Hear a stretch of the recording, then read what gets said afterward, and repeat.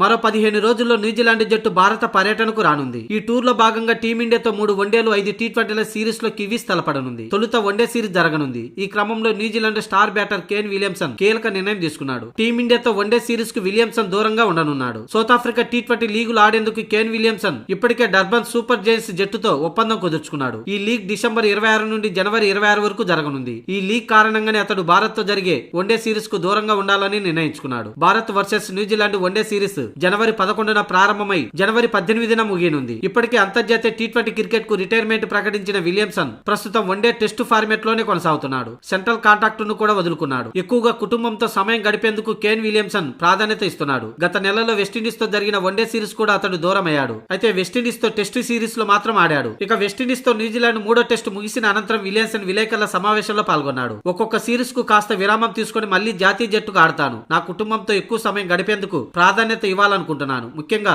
పిల్లలతో గడపడం నాకు చాలా ముఖ్యం. అయితే క్రికెట్ పట్ల నాకున్న మక్కువ ఇసంత కూడా తగ్గలేదు. కానీ నా వ్యక్తిగత జీవితాన్ని నా ప్రొఫెషనల్ లైఫ్ ను బ్యాలెన్స్ చేసుకోవాలనుకుంటున్నా అని విలియమ్సన్ పేర్కొన్నాడు. కాగా ఐపీఎల్ 2026 సీజన్ లో లక్నో సూపర్ జైంట్స్ జట్టుకు వ్యూహాత్మక సలహాదారుడుగా కేన్ విలియమ్సన్ వ్యవహరించనున్నాడు.